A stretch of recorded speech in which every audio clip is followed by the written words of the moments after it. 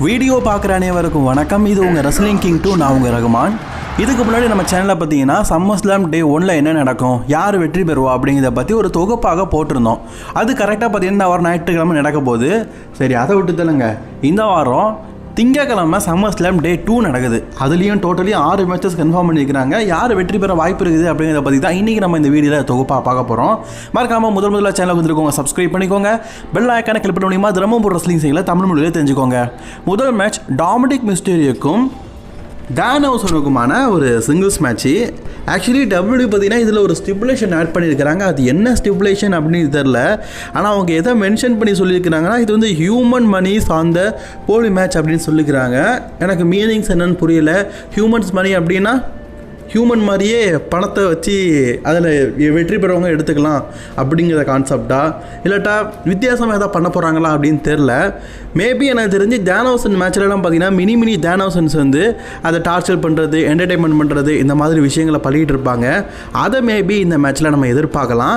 இது மேபி பார்த்தீங்கன்னா டிஸ்குவாலிஃபை மேட்சாக கூட இருக்கலாம். இது எப்படிப்பட்ட மேட்ச் அப்படின்னு தெரில. இதுக்கு முன்னாடி இந்த மாதிரி மேட்ச்லாம் நடந்ததுன்னு வைங்களேன், இதுதான் ஸ்டிப்புலேஷன் அப்படின்னு சொல்லிட்டு நம்மளால் சொல்ல முடியும். இது புதுசாக ஒரு பேரை ட்ரிபிள் ஹெச் வச்சுருக்கான். அதனால் பார்த்தீங்கன்னா என்ன மேட்ச் எப்படி இருக்கும் அப்படிங்கிறது என்னால் கணிக்க முடியலை. இந்த மேட்ச்சில் எனக்கு தெரிஞ்சு டான் ஹவுசன் தான் வெற்றி பெறுவார் போல இருக்குது. என்னவா சொல்கிற, டாமினிக் தோற்றுருவான்னு கேட்டிங்கன்னா ஆல்ரெடி நான் சொன்னது தான். இந்த மேட்ச்சில் பார்த்தீங்கன்னா எக்கச்சக்க விஷயங்கள் நடக்கலாம். ஜோ ஹென்ரி வருவார், அதுக்கப்புறம் பார்த்தீங்கன்னா அந்த மினி டான் ஹவுசன்ஸ் வருவாங்க. இந்த மாதிரி என்டர்டைன்மெண்ட்டாக இந்த மேட்சை முடிச்சு ஃபைனலி இந்த மேட்ச்சில் பார்த்தீங்கன்னா டான் ஹவுசன் வெற்றி பெற மாதிரி டபிள்யூ பண்ணலாம். டான் ஹவுசன் மேலே டபிள்யூ பார்த்தீங்கன்னா ஒரு பெரிய இன்ட்ரெஸ்ட்டாக இருக்கிறாங்க. கொஞ்சம் இல்லை, ரொம்பவே இன்ட்ரெஸ்ட்டாக இருக்கிறாங்க. அவரை வச்சு என்னென்ன பண்ண முடியுமோ அதெல்லாம் பண்ணிகிட்டு இருக்காங்க. சில விஷயங்கள் ரசிக்கிற மாதிரி இருந்தாலும் சில விஷயங்கள்லாம் பார்த்தீங்கன்னா ட்ரிபிள் ஹெச்சை காரி தூக்குற மாதிரி தான் இருக்குது. பட் இருந்தாலும் டான் ஹவுசனை தான் இந்த மேட்ச்சில் வெற்றி பெற வைப்பாங்க அப்படிங்கிற மாதிரி சில செய்திகள் சொல்லப்பட்டிருக்கிறதுனால டான் ஹவுசனுக்கு தான் வெற்றி வாய்ப்பு இப்போ ரொம்ப அதிகமாக இருக்குது.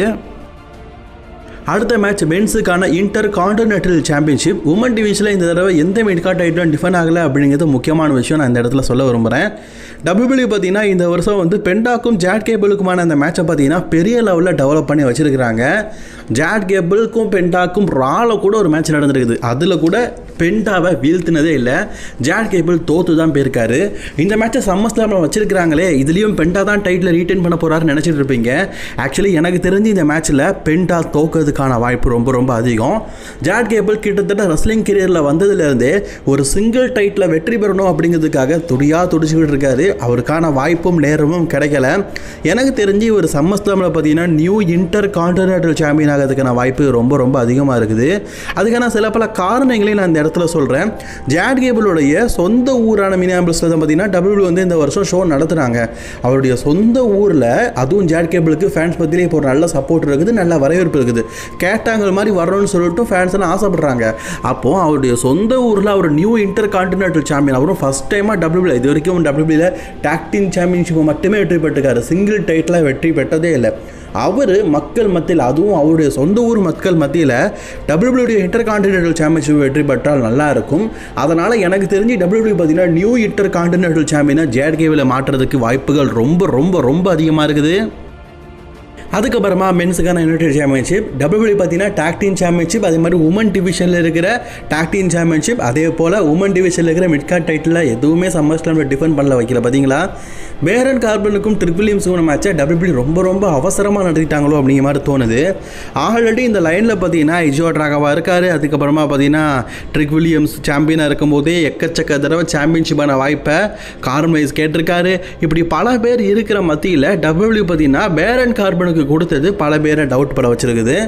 டபிள்யூ பார்த்தீங்கன்னா இந்த ஸ்டோரியை கொஞ்சம் நல்லா டீப்பாக கொண்டு போயிருக்கலாம். சரி, இந்த மேட்ச்சில் யார் வெற்றி பெறான்னா, ட்ரிக் வில்லியம்ஸ் சாம்பியனாக இல்லாட்டாலும் நல்ல என்டர்டெயின்மெண்ட்டாக இருக்கார். அது மட்டும் இல்லாமல் ட்ரிக் வில்லியம்ஸோடைய டைட்டில் ரேஜின் நினச்ச அளவுக்கு நல்லா இன்ட்ரெஸ்டிங்காக போகலை. டபிள்யூ அதனாலேயே பார்த்தீங்கன்னா ட்ரிக் வில்லியம்ஸை தோக்க வைக்கிறதுக்கான வாய்ப்புகள் ரொம்ப ரொம்ப அதிகமாக இருக்குது. ட்ரிக் வில்லியம்ஸை விட்டு தரங்க, அவர் மணி இந்த பேங்க் இருக்குது, எக்கச்சக்க பேப்பர்ஸ் இருக்குது, அதில் கூட அவர் வெற்றி பெறலாம். பட் ஆனால் பேரன் கார்பனுக்கு இந்த வெற்றி கண்டிப்பாக தேவை. டபிள்யூவில் இதுக்கு முன்னாடியே நிறைய தடவை டபிள்யூக்காக உழைச்சி நிறைய ஸ்டோரியிலலாம் மெனக்கட்டு ஒர்க் பண்ணியும் அவருக்கான அங்கீகாரம் பேரன் கார்பனுக்கு டபிள்யூவில் இது வரைக்கும் கிடைக்கலங்க. அந்த அங்கீகாரத்தை தாண்டிலும் அவர் சாம்பியன்ஷிப்பை வெற்றி பெற்றால் தான் இதுக்கப்புறமா டபிள்யூடபிள்யூல சர்வையும் பண்ண முடியும். அதுக்காகவே அவருக்கு சாம்பியன்ஷிப் கண்டிப்பாக தேவை. பேரன் கார்பன் 2017 கடைசியாக யுனைடெட் சாம்பியன்ஷிப் வின் பண்ணார். அதுக்கப்புறமா மெயின் ஷோ ரா பிராண்ட் ஸ்மாக்டவுன் பிராண்டில் எந்த விதமான சாம்பியன்ஷிப்பையும் அவர் வெற்றி பெறலை அப்படிங்கிறது ஒரு சோகமான விஷயந்தான். அதை டபிள்யூடபிள்யூ பார்த்தீங்கன்னா இந்த தடவை மீண்டும் பண்ண மாட்டாங்க. அவர் அகைன் யுனைடெட் சாம்பியன் ஆகிறதுக்கு வாய்ப்பு இருக்குது. என்னை பொறுத்த வரைக்கும் பேரன் கார்பனை சாம்பியன் ஆகிறது நல்ல விஷயந்தான். அதை டபிள்யூடபிள்யூ பண்ணுவாங்கன்னு எதிர்பார்க்கலாம். அடுத்த மேட்ச் உமன்ஸுக்கான ஒரு லேடர் மேட்ச்னாலே பொதுவாக நல்லாயிருக்கும். பெண்களுக்குன்னா கவர்ச்சி நல்லா இருக்கும். நல்லா வாயை பிளந்து பார்க்கலாம். சரிங்களா? சரி, இந்த மேட்சை பொறுத்த வரைக்கும் ஜேட் கார்கள் இருக்கிறாங்க. அதுக்கப்புறமா டபிள்யூடபிள்யூ பார்த்தீங்கன்னா ஜூலியாவையோ அல்லது கியானா ஜேம்ஸையோ அடுத்த கண்டென்டராக கன்ஃபார்ம் பண்ண போகிறாங்க. மேபி எனக்கு தெரிஞ்சு ஜூலியா அடுத்த கண்டென்டராக வர வாய்ப்பு இருக்குதுன்னு நினைக்கிறேன். அல்லது லாஷ் லெஜெண்ட் கூட இருக்கிறாங்க, அவங்கள கூட கன்ஃபார்ம் பண்ணலாம். சரி, அதுக்கப்புறமா பார்த்தீங்கன்னா செல்சி கிரீன், ஜேட் கார்கள், ஃபைனலாக பார்த்தீங்கன்னா ஷார்லட் ஃப்ளேயர். டபிள்யூடபிள்யூ பார்த்தீங்கன்னா தற்போதைக்கு சாம்பியன்ஷிப்பை வெக்கேட் பண்ணலை, இன்டீரியம் சாம்பியன்ஷிப் அப்படின்னு தான் கன்ஃபார்ம் பண்ணிக்கிறாங்க. அதாவது இப்போதைய உமன் சாம்பியனாக இருக்கிற ரியா ரிப்ளே வர வரைக்கும் இவங்க சாம்பியன். வந்ததுக்கப்புறமா 2 சாம்பியனுக்குள்ள ஒரு சாம்பியன்ஷிப் மேட்ச் நடக்கும். வெற்றி பெறுவங்க ஒரிஜினல் சாம்பியனு. ஸோ சாம்பியன் வர்ற வரைக்கும் இந்த இன்டீரியம் டபிள்யூடபிள்யூ உமன் சாம்பியன் இருப்பாங்க. என்னை பொறுத்த வரைக்கும் இதில் யாருக்கு இந்த வாய்ப்பை கொடுக்கலான்னா கண்ணை மூட்டு சொல்வேன், செல்சிகரனுக்கு கொடுக்கலாம்.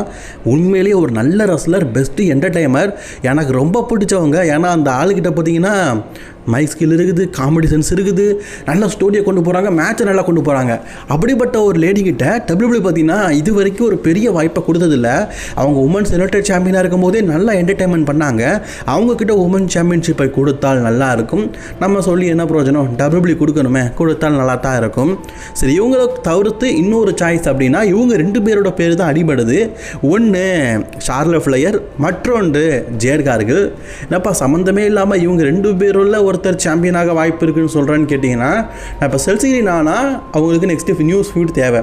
ஆனால் இவங்க 2 பேரில் யார் சாம்பியன் ஆனாலும் ஆல்ரெடி ஃபியூட் இருக்குது. டபிள்யூபி ஆல்ரெடி இந்த சம்மர் சிங்கிள்ஸ் மேட்ச் நடத்து நினச்சாங்க. ஃபைனலி இன்டீரியம் சாம்பியன்ஷிப்பில் கன்ஃபார்ம் பண்ணிட்டாங்க. டபிள்யூபி பார்த்தீங்கன்னா சம்மர் ஸ்லாமுக்கு அப்புறமா இவங்க 2 பேருக்குள்ள ஒரு சிங்கிள் ஃபியூடை டெவலப் பண்ண போகிறாங்க. அப்படிங்கிற பட்சத்தில் இவங்க 2 பேருக்குள்ள ஒரு சிங்கிள்ஸ் மேட்ச் நடக்குதுல்ல, அதை ஒரு உமன் சாம்பியன்ஷிப் மேட்சாக நடத்தலாம். அதனால் இவங்க 2 பேரில் ஒருவேளை ஜேட் கார்கள் சாம்பியன் ஆனாலும் சரி, அதே மாதிரி ஷார்லட் ஃப்ளேயர் சாம்பியன் ஆனாலும் சரி, இவங்களுக்கு உள்ள இடையிலேயே பார்த்தீங்கன்னா அதுக்கு அடுத்தபடியாக சாம்பியன்ஷிப்பை வச்சு ஒரு ஸ்டோரி லைன் கொண்டு போகலாம். அதனாலேயே இவங்க 2 பேரில் யாராவது ஒருத்தர் சாம்பியனாக வாய்ப்பு இருக்குது. ஏன்னா ரியா ரிப்ளே வர வரைக்கும் ஏதாவது சாம்பியன்ஷிப் வச்சு தான் ஓட்டணும்ல. அது மட்டும் இல்லாமல் இவங்களுக்குள்ள ஆல்ரெடி ஸ்டோரி இருக்குது. அதனால் இவங்களுக்குள்ள 2 பேரில் ஒருத்தர் சாம்பியன்ஷிப்பை வெற்றி பெற வாய்ப்பு இருக்குன்னு சொல்லப்பட்டிருக்குது.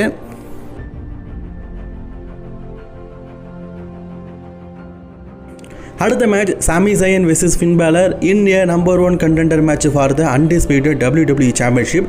வெற்றி பெறவங்களுக்கு ஆஃப்டர் அது வந்து மணி இந்த பேங்க்லாம் சொல்லலை. மணி இந்த பேங்க் சம்மர் ஸ்லாம் வந்து 2 மாதம் இருக்குது. இடைப்பட்ட நேரத்தில் ஒரு சேடே மேன் நடக்குது, பே புரியும் அப்படிங்கிறது நடக்கல. ஸோ ராஸ் மேட்டன் சேடே மேன் எதில் வேணாலும் உங்களுக்கு அந்த வாய்ப்பு கிடைக்கலாம். சாமி ஜயன் ஃபின் பேலர் இவங்க 2 பேரில் நீங்கள் யாரை கண்ண முடிட்டு தேர்ந்திருப்பீங்க? நிறைய பேர் ஜஸ்டி ஃபார் சாமி ஜயன் சொல்லுவீங்க. பட் நான் ஜஸ்டி ஃபார் த அதுக்கும் ஜஸ்டி அப்படின்னு சொல்லிட்டு நான் வந்து ஃபின் பேலர் தான் சொல்லுவேன். மனுஷன் பாவங்க வாய்ப்புக்காக துடிச்சுக்கிட்டு இருக்காரு. ஃபின் பேலர் சாமி ஜயனுக்குள்ளே நிறைய ஃப்ரெண்ட்ஷிப் மேட்சஸ்லாம் நடந்திருக்குது. பட் நான் இது ஒரு டைட்டிலுக்கான நம்பர் 1 கண்டெண்டர் மேட்ச். கண்டிப்பாக நான் சொல்லுவேன் சாமி ஜயனுக்கான வாய்ப்பு மீண்டும் கிடைக்கும். ஆனால் ஃபின் பேலருக்கு கிடைக்காது. அது மட்டும் இல்லாமல் சாமி ஜயன் வெற்றி பெற்றாலும் ஒருவேளை பங்கோ கோடியோ யாரோ சாம்பியன் அவங்களுக்குள்ள தான் அகைன் சாம்பியன்ஷிப்பாக மோதப்படாது. அது நல்லா இருக்காது. அதுக்கு பதிலாக ஃபின் பேலர் வெற்றி பெற்றால் அடுத்தடுத்த ஸ்டோரியை பங்கமாக கொண்டு போகலாம். ஏன்னா அவர் கோடி ரோட்ஸ் கூட மோதினாலும் நல்லா இருக்கும். அதே நேரத்தில் இவர் வந்து பங்கு கூட மோதினாலும் நல்லா இருக்கும். ஈவன் பங்கு சாம்பியனாக இருந்து ஃபின் பேலர் சேலஞ்சராக இருந்தார்னா இது ஒரு பெரிய ட்ரீம் மேட்ச். நம்ம எதிர்பார்க்காத ஒரு மேட்ச்சு. அந்த மேட்ச் நடக்கக்கூடும். அதனால் எனக்கு தெரிஞ்சு ஃபின் பேலரை வெற்றி பெற வாய்ப்பு ரொம்ப அதிகமாக இருக்குது. அதுக்கப்புறமா main event of the SummerSlam, இதை தான் ரசிகர்கள் பெரிய அளவில் எதிர்பார்க்குறாங்க. Seth Rollins versus Roman Reigns. One liner என்னதுன்னா எந்த விதமான டைட்டில் மேட்சிலும் ரோமன் ரெயின்ஸ் ஜெயிச்சது கிடையாது. சரி, இந்த மேட்ச்சில் வெற்றி பெற யார் போகிறா அப்படின்னு கேட்டிங்கன்னா நான் சமீபத்தில் ஒரு வீடியோவில் சொல்லியிருந்தேன். அதுக்கான ஃபுல் ரிவ்யூ நான் சொல்லியிருந்தேன். டபிள்யூ பார்த்தீங்கன்னா இப்போதைக்கு ரோமன் ரெயின்ஸை தான் வெற்றி பெற வைக்கிறதுக்கு இன்ட்ரெஸ்ட்டாக இருக்காங்க. காரணம் ரோமன் ரெயின்ஸ்க்கான ஆஃப்டர் டபிள்யூ ஸ்டோரி நிறைய இருக்குது. அதை தாண்டிலும் ரோமன் ரெயின்ஸை ரெசல்மனியா வரைக்கும் சாம்பியனாக வச்சுக்கலாம் அப்படிங்கிற ஐடியா இருக்குது.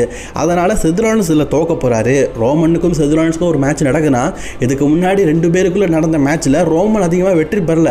க்ளீனாக ரோமன் செத்ரானஸோடைய கதையை முடிக்கணும் அப்படிங்கிறதுக்காக தான் WWE பார்த்தீங்கன்னா இந்த மேட்சை கன்ஃபார்ம் பண்ணியிருக்காங்க. அதனால் ரோமன் டெயின்ஸ் தான் டைட்டில் ரீட்டைன் பண்ண வாய்ப்பு இருக்குது. ஆல்ரெடி செத்ரானஸ் ப்ரோமோவில் சொல்லியிருப்பார், உன் பிளட் லைனை சேர்ந்து எவனாவது வந்து அட்டாக் பண்ண போகிறேன் நான். So new blood line members யார் வேணாலும் இருக்கலாம், சில்லா ஃபேட்டுவாக இருக்கலாம், சோலோவாக இருக்கலாம், ராய்ஸ்கியாக இருக்கலாம், எவனை வேணா இருக்கலாம், எவன் வேணாலும் வந்து அட்டாக் பண்ணி அதன் மூலியமாக கூட வெற்றி பெறலாம். இதை தவிர்த்து ராக்கோடைய சர்ப்ரைஸ் என்ட்ரன்ஸை நம்ம எதிர்பார்க்குறோம். ரோமன் வெற்றி பெற்றதுக்கு அப்புறமா ராக்கு பார்த்தீங்கன்னா சின்னதாக ஒரு என்ட்ரன்ஸ் கொடுத்துட்டு போயிட்டாலே போதும். ராக்குக்கும் ரோமன் டெயின்ஸுக்கும் சவுதி அரேபியாவில் நடக்கும் அப்படிங்கிற ஒரு எதிர்பார்ப்பு கூடும். அதனால் ராக்கு வந்து ஹெல்ப் பண்ணுவார்னு சொல்லலை, சின்னதாக ஒரு ஹிண்டிங் ஃபேஸ் டு ஃபேஸ் கொடுத்துட்டு போனாலே அது மாசாக இருக்கும். சரி, சம்மர்ஸ்லாமில் டோட்டலி 6 மேட்ச் டே 2 நடக்குது. டே 2 1 ரிவ்யூ நம்ம போட்டோம், எண்டு ஸ்க்ரீனில் இருக்குது, மறக்காமல் பார்த்துக்கோங்க. அப்புறம் சம்மர்ஸ்லாம் நடந்து முடிஞ்சோன்னே அதோட ரிவ்யூவை நம்ம பார்க்கலாம். சரிங்களா?